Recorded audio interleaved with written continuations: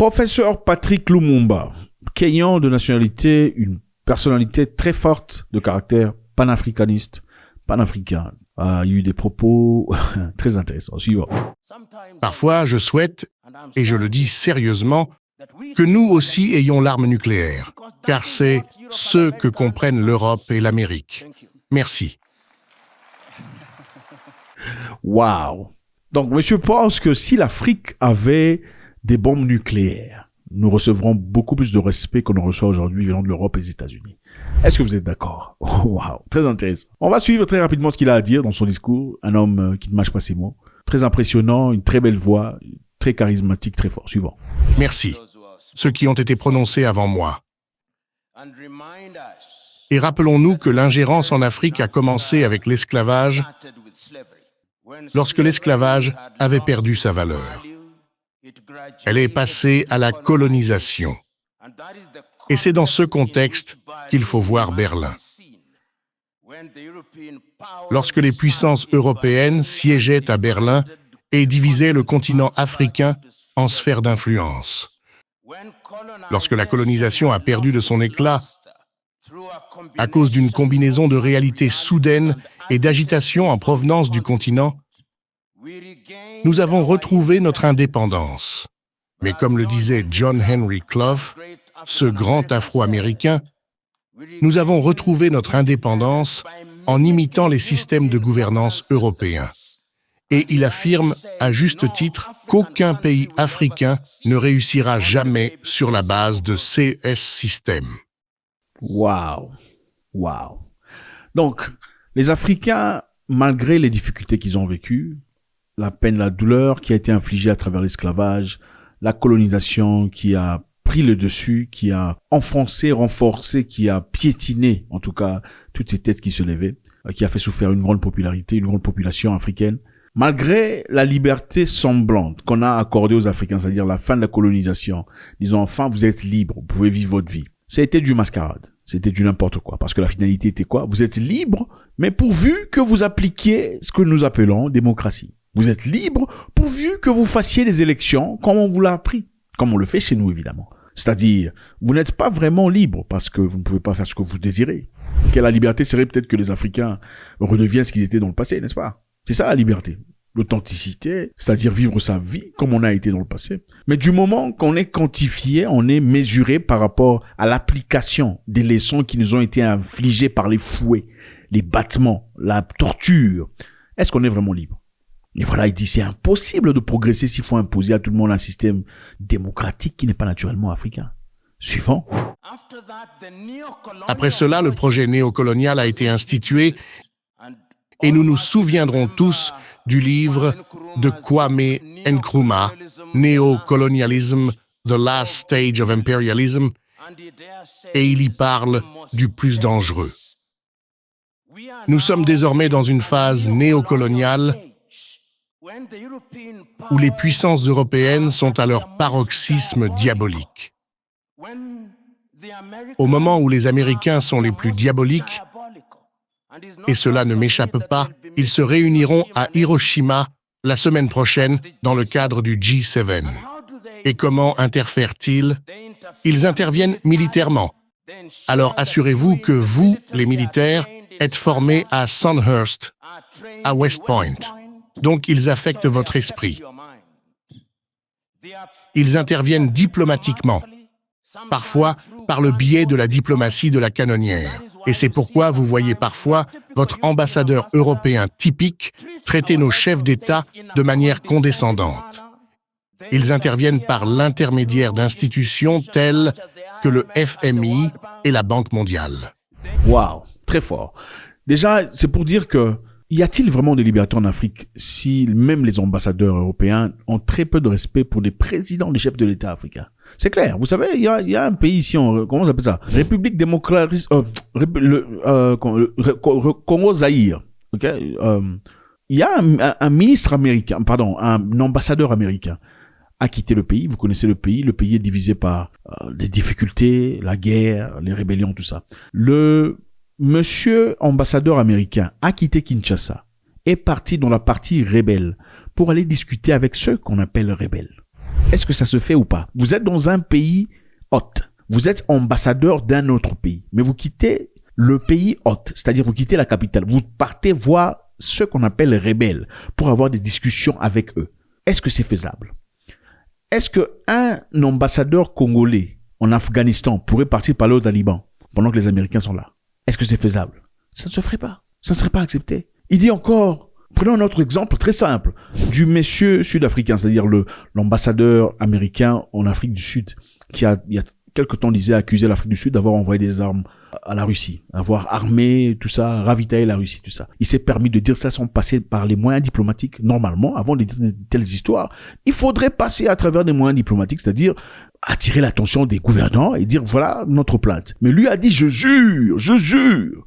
Les Sud-Africains sont en train d'envoyer des histoires en Russie. Et par-dessus le marché, il s'est permis, il y a quelques mois plus tôt que ça, de dire ouvertement que l'Afrique du Sud sera attaquée. C'est-à-dire une bombe va exploser à 100 tonnes. 100 tonnes, c'est la partie la plus riche d'Afrique. Il y a plus de millionnaires à 100 tonnes que partout ailleurs. Il se permet de dire une bombe va exploser à 100 tonnes.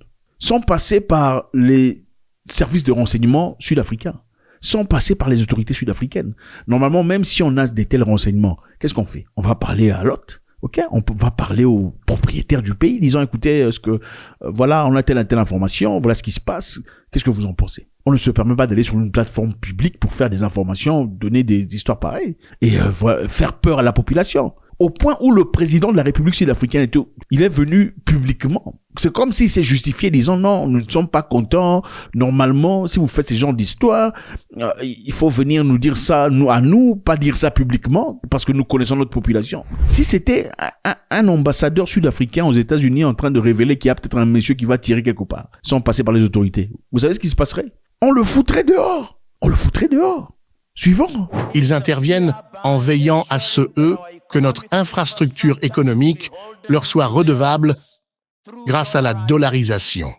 Ils interviennent par le biais de l'éducation.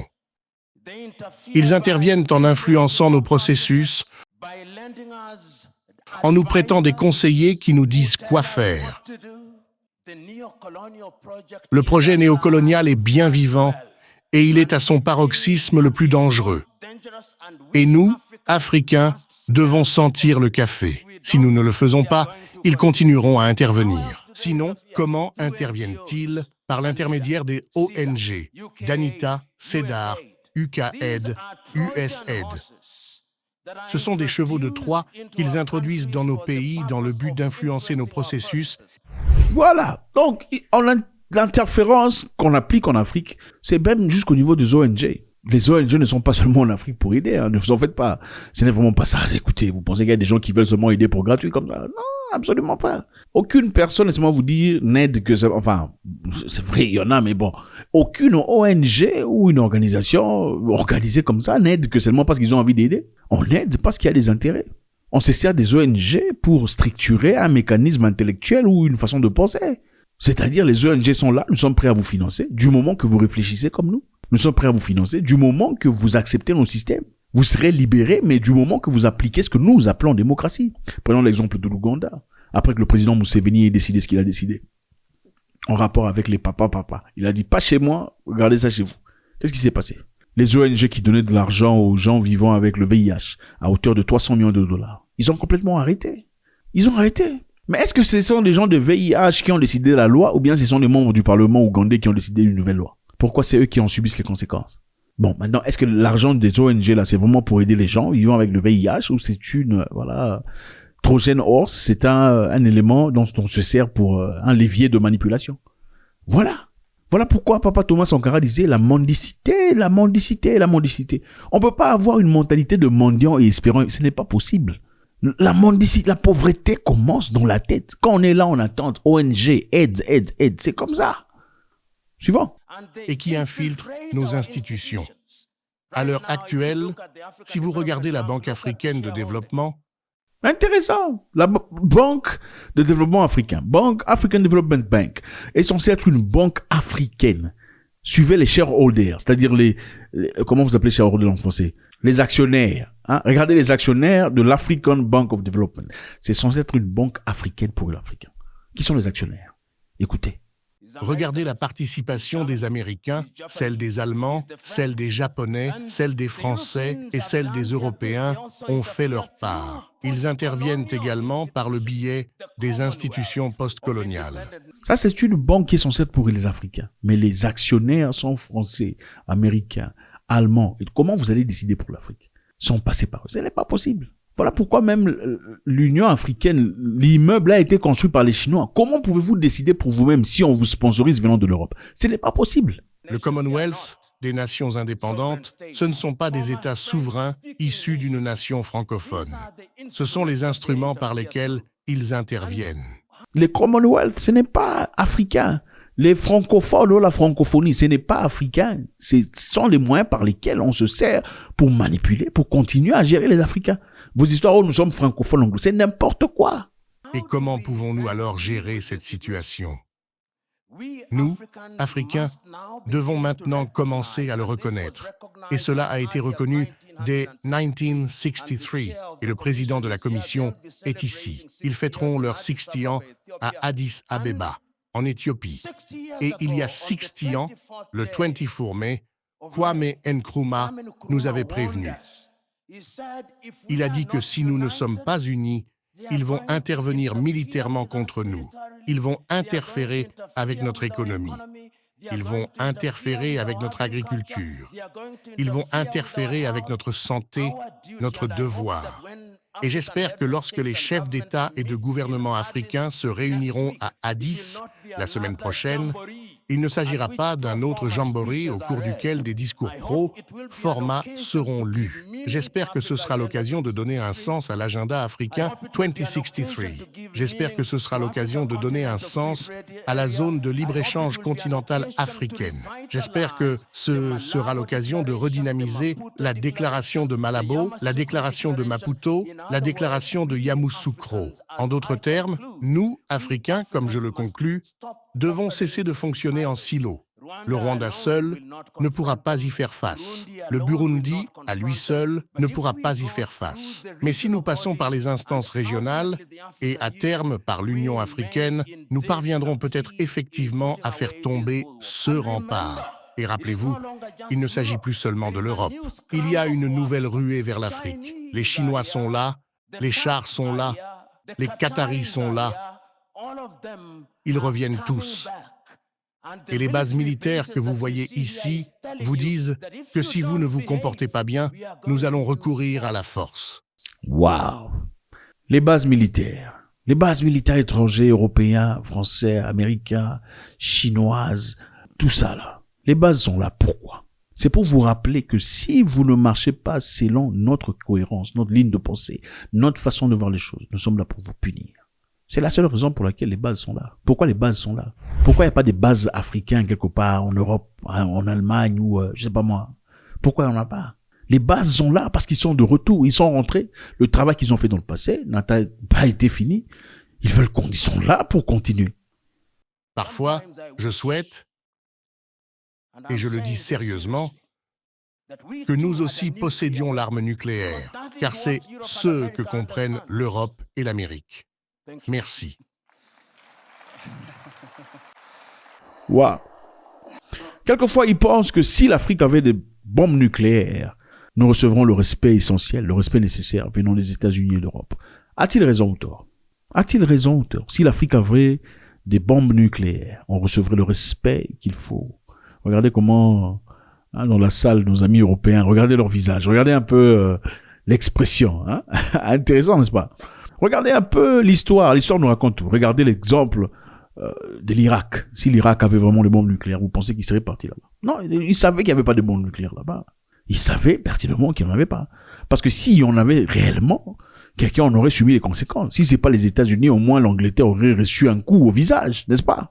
C'est parce qu'il savait qu'il n'en avait pas. En Afghanistan, s'il y avait des bombes nucléaires, vous pensez qu'il serait parti?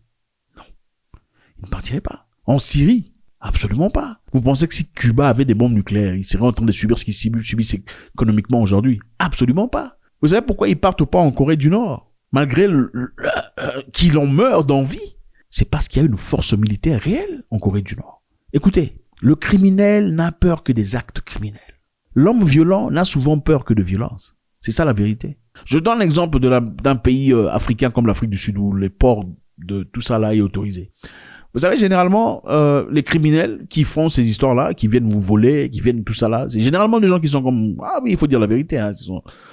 Bon, ces gens-là, généralement, même quand ils font des entrées de force dans les maisons des gens, ils choisissent généralement seulement les maisons des gens comme ça, parce que des gens comme ça, généralement, n'ont pas ça. Ils n'aiment pas ça, ils ont peur de ça, ils pensent qu'en ayant ça, ils attirent le malheur dans leur vie. Mais par contre, la réalité est que ces gens-là, qui sont des criminels, ne vont chercher que des maisons, des gens comme ça, qui n'ont pas le truc là.